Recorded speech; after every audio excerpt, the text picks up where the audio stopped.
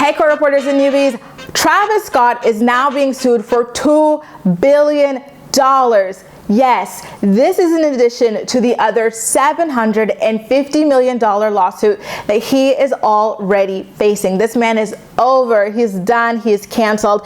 It is just not happening for him. He's got to pack it up. And I think it's safe to say that once Kylie gives birth to their second child, she is going to bounce on him because he is just persona non grata at this point. To recap things, Travis Scott had his annual Astroworld festival, and he allegedly incited the crowd to bum rush the stage, and so a lot of people got crushed in the action, trampled. Some people were suffocating. Allegedly, some people were being poked with needles injected with drugs or something like that. I don't know if that part was confirmed, but it was a rumor for a while. And I think the death toll is 10 or 11 people at this point, including a 9-year-old boy. So of course, people have lawyered up. There are class action lawsuits suing him, suing Apple Music, suing the festival organizers, suing Drake, etc., etc. It is just not looking good at this point, and rightfully so, of course. So Travis's lawyer has officially gone on the defensive. He's now out there talking,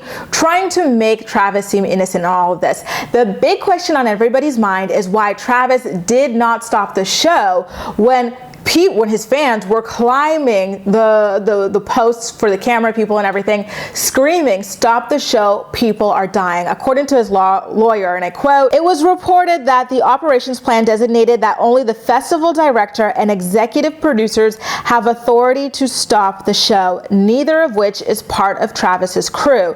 This also runs afoul of HPD, which is Houston Police Department's, on previous actions when it shut down the power and sound at this very festival when the performance ran over 5 minutes back in 2019.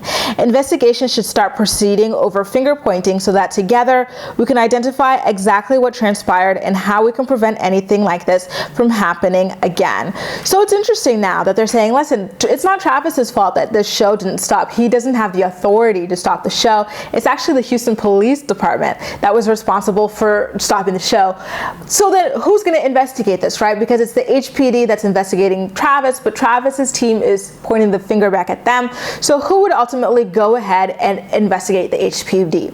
My guess is that maybe the FBI at this point is going to be in charge of that. I'm gonna have to ask my YouTube attorney friend Stephanie from Wine and Chill on that, but I guess that because the FBI has already announced that they're going to be joining this investigation, that they might look into both of these parties separately and kind of try to determine something there.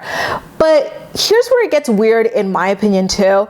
It seems as though Travis's team is now acknowledging that, okay, maybe we might have known that people were dying, that things were happening, but we didn't have the power to stop the show. So then that kind of flies in the face of what Travis did after the show ended and after people died at his concert. What did Travis Scott do? He went to Dave & Buster's to party.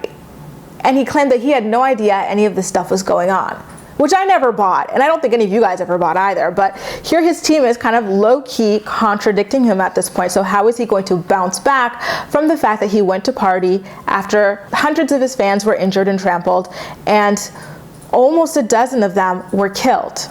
It's weird, right?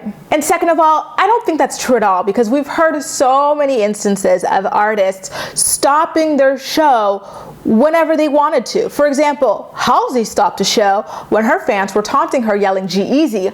Justin Bieber stopped a show when someone spilled water on his shoe. Like, they stopped shows. Kanye West has stopped a show to go on a rant about Jay-Z.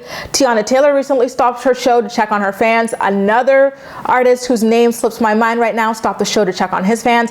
It can happen. So I think that this is a very weak excuse from Travis Scott's team. I feel like if someone jumped on the stage, a stalker or something, they would have stopped the show, obviously, because Travis's life would have been in danger. So why could that not apply to Travis's fans if Travis and his team really did value his fans? Let me know what you think about that in the comment section down below, and as usual, we'll chat. I also want to let you guys know, as a side note, Nike has also shelved their collaboration with Travis Scott. He was supposed to release like 1 or 2 or maybe 3 shoes, and they're like, no, we're postponing this. But I'm leaning more towards them officially canceling this line, because look, this man is being sued for like $3 billion at this point. Like, no, like, he is just not a good person to be collaborating with at this point. If you watched my last video as well from a couple of days ago, you also know that W Magazine is scrambling because he and Kylie were supposed to be the power couple on the cover of their December issue. And now with this Astroworld Festival tragedy, they want to completely redo the issue. But the problem is that December issue was already printed well before all of this controversy, and they have no idea what they can do on such short notice. It's all so wild. How do you feel about this? Do you agree? Do you believe Travis Scott's team's excuse that he had no power to stop the show? Make sure to let me know all your thoughts and opinions in the comment section down below. As usual, we'll chat. That's all for now. Thank you so much for watching, and I'll see you next time.